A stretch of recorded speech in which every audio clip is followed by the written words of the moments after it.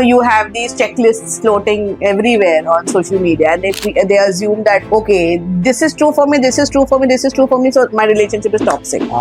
See, you need to understand, when you are entering a relationship, a marriage, or anything, there is going to be compromise. There is going to be compromise, and I think this is something both the parties need to understand and enter into that. You cannot enter a relationship thinking I'm going to be 100% me, she's going to be 100% you, and it's going to be no. When you're talking about 100%, it's going to be 50% you, it's going to be 50%. It's not going to be 100%, 100%. How will it survive? It's not going to survive.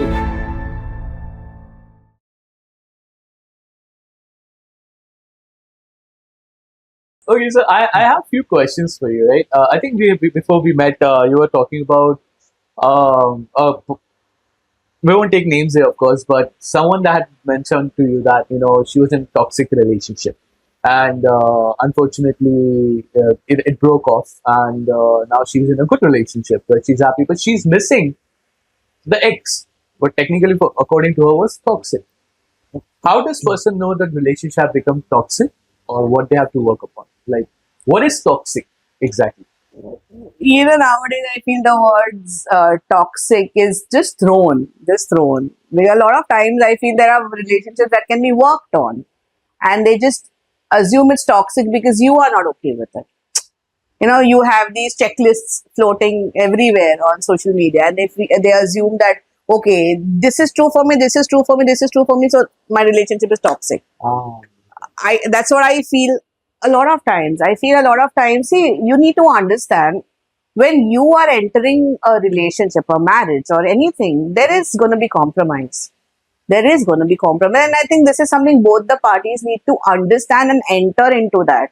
You cannot enter a relationship thinking I'm going to be 100% me, she's going to be 100% you, and it's going to be no. When you're talking about 100%, it's going to be 50% you, it's going to be 50%. It's not going to be 100%, 100%. How will it survive? It's not going to survive. It has to be 50%. It has to be 50%. And that 50% is also not exact 50%. Sometimes you might be putting 25, she's putting 75. Sometimes you are putting 65, maybe she's putting 35. That's how it works. That's how a marriage works. It really doesn't work you being 100%, that person being 100%. Doesn't work that way. It's like, otherwise they're two individuals, complete different individuals living together. It's not a marriage. Yeah, you know what I mean, right? You are different when you're living alone. You are very different when you're living alone, and you're very different when you're living with a spouse. Reason? Because when you're living alone, you're 100% you. With your spouse, you're 50% you. Because you have to meet that spouse halfway, right? So this particular couple, she went into this relationship with the next person, and she started missing her previous guy a lot. Where I look at it was, she's probably not over the ex, and she left because it wasn't, it just wasn't working. In such situation, ideally, I would say first work on that existing situation that was over there. She didn't heal from it. She broke up and then suddenly went into this others because, of course, he approached, and that's how normally things anyways work, right? Either you approach or that person approaches, and but I don't think this girl even took time to heal from that situation and jump into a new thing completely. What happens is, whenever there is a breakup, how much ever drastic it is, you think at that time, oh, I'm never going to see this person's face. I hate him. I do this. I hate her. I don't want to see her face. But you're not over it. That is anger talking. That is your feelings talking.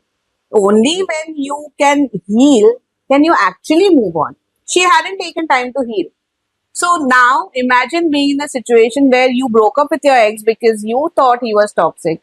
There also, I feel maybe had she worked, maybe, of course, he also needs to be equally involved in wanting the relationship to work. If that is what is going to happen between them, maybe that could have happened. But that didn't happen. So this particular lady thought, she was over him. She broke up with that person and went into someone new. Had she actually spoken over there, and if the partner was ready, I feel that was a relationship that could have worked on. And it's based on what she said, because what she mentioned is, no, our thoughts didn't match, our this didn't match, our that, but then there was something that you initially fell for, right? Maybe, if you would have worked on that, maybe, or maybe not. Let's understand. But the most damaging part of here is she didn't take time to heal. Hmm. Now she's with someone who really treats her right. But she can't help miss this because that is something she's not over. So while you can look at it as maybe she's used to toxicity, maybe there is, we always get drawn to what our experiences have been. Maybe that has been. But I personally feel that whenever you have opportunities come your way for healing, you better take that opportunity. A breakup is a perfect time to heal everything inside. Yeah. If you ask me, it's because right now you don't have a partner, you have just yourself to work on. People will also understand because you're going through that. They will understand whatever changes that come. That's a perfect time for you to heal and heal everything. Heal your trauma, heal your internal issues, heal where you're coming from, and that no better time than a breakup. So had she taken that time, now she finds herself in a mess where she has a guy who's really treating her right. Everything all checklists are marked, but she cannot stop thinking about this Yeah. because she's not over that. How can you even start? Even if you get something new, it's not going to be a fresh start. Mostly it goes like a rebound, and then you don't even want to hear that it's a rebound because you're not happy with yourself. Who would want to have a rebound? I mean, even they say even the person who has that, who's taken that other person as a rebound, is not happy with the fact that it's probably a rebound, but that's what it looked like. And I don't know, it's very sad that people, this idea of, healing from a relationship is not taken. They say, वक्त ठीक करेगा. वक्त ठीक नहीं करता है. What does time do? Time only puts that pain below, and then when some trigger happens, it comes out in a different format. Maybe time gives you an opportunity to heal yourself. Yeah, it gives you, that's all it does, but it doesn't heal you. Yeah. Healing you need to do. You need Right. to work You have to on work that, on yourself. on yourself. You have to get that pain out. You have to face that pain. You have to see what has gone wrong. You have to do forgiveness over there. There are people who literally play whatever has happened between them and their parents in their marriages. Most of the time, that's what happens. You always end up, the woman always looks for a father. She relates to her husband in that manner. The husband always relates to, as how he probably with the mother. That is the relationship goes on. People from two different, complete different backgrounds, complete different strata of society, everything, they come together. And when they are together, they build whatever. And now when they are away, they build something over there, right? Suddenly you expect that to not affect you. It's gonna affect you like anything. And then when you move on to it, then you say, "Waqt theek ho jayega," ignore it, drink, substance abuse. Most of the time, this is what people do, right?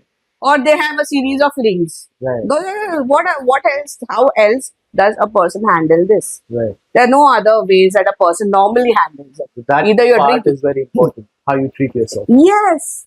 Because at this time when you have just broken up with your partner, you are not taking, this is the time when actually everything has come up for you. It has. You are broken deep down. It has anyways. That has got you thinking about everything. I remember when I was broken, when I broke up, when I was away, I was alone. In those nights, I could think of everything. I thought about how my childhood went, every bad thing that ever not. Think about Yeah, you think? I mean, I don't know. You must have gone through a breakup yourself. Absolutely. So you tell me, when you were at that point, didn't you think about everything sad? Yeah. Yeah. Sad Everything song. sad. Everything sad. Some friend somewhere who you're not even in touch with treated you somewhere. उसने मेरे को ऐसा बोला. You will remember at that time because that is the time when everything comes up. So isn't that the best time to heal? Heal and forgive. Yes, heal How and forgive. important is forgiveness as well? Because since we are talking about healing, of course, healing is a part of a procedure. Yes. But then I think somehow, is it linked to forgiving the person as Very, well? very. Like may it has been like हो सकता है कि उसने कुछ किया है और उसने कुछ नहीं किया है. So how important it is? See, the point is, उसने कुछ किया है नहीं किया है. A person is not in your life. No. Correct? The problem with forgiveness is people think forgiveness मतलब मैं I am Mother Teresa or I am someone very big if I'm forgiving. Point is, it's very practical. Forgiveness does not mean that you are agreeing or you're condoning what the opposite person is doing. You are just letting go of the pain and that emotional burden that you are carrying on your shoulders of that particular incident or that particular person. Isn't that the most practical thing to do? Is letting down that burden. That is forgiveness. Forgiveness is not done for the opposite person. Forgiveness is done for you. So it is the most important thing I feel when you're in your healing process. Forgiving that person. So when you are looking, see, humans are blessed with an amazing memory. Okay. You ask yourself ki, for example, say you are someone who had a very strict father. Anything happened, he would hit you. If this is your background, has been your background. Okay. You have held all those grudges against your father for so many years. Okay. When you forgive, it's not that you forget that this person has hit me. All it does is you do not get triggered by that incident, by remembering. Right now, your father is not hitting you, no. जो भी हुआ बचपन में हुआ. Yeah. You are remembering that. Probably after that, that person has done a lot of good things. But you will not think all that. All that is shadowed. Why? Because that person hit you. If you forgive that person for this particular hitting, okay, maybe your relationship with him might develop, maybe not develop.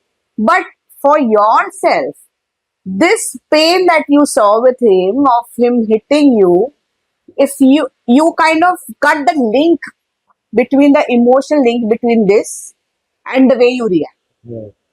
That's what you basically do when you forgive.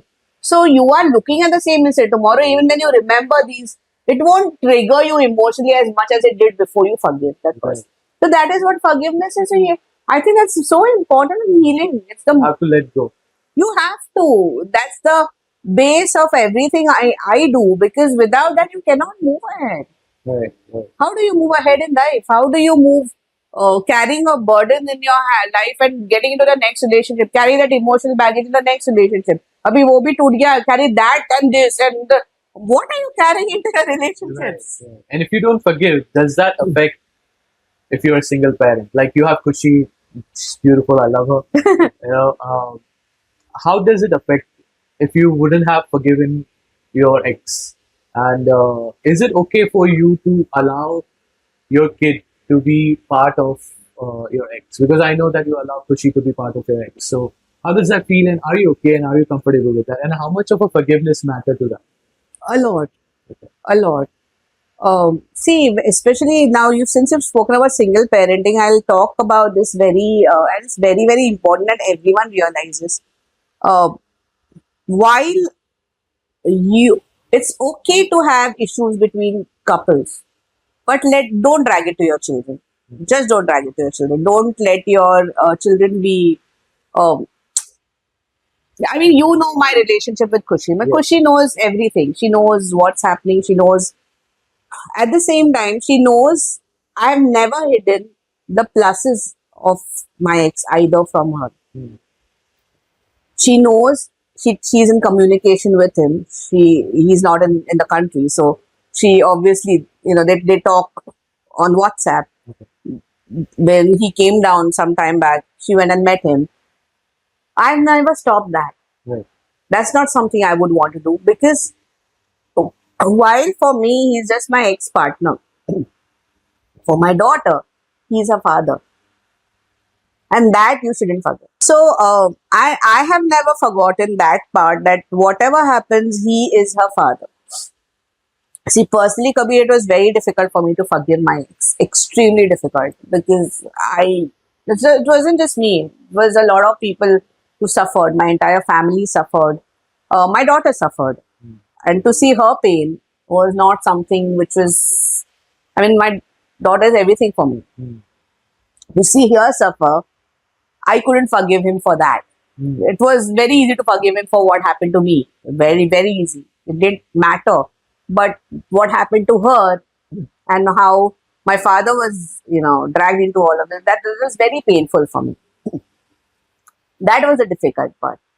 But once I started working on that, I had to consciously do that. I had to consciously, to a point where, yeah, today if that man comes and stands in front of me, I can at least have a cordial conversation. Hey, what's up? Yeah, I don't know if it will be, hey, what's up? Okay. But it will be a normal, serious conversation where I can talk. I can talk to you without taking a hammer to your head, Okay. which was what I was earlier. I could have just, seeing him, I used to feel like, when during the divorce procedures, because he's overseas, we used to have a video call. Yeah, that's how I used to see him in that, and I used to want to enter the phone and strangle him. Joking. Honest to God, that's the level of anger I used to feel. And I'm telling you this to bring it down to a point where I can nicely talk. Okay.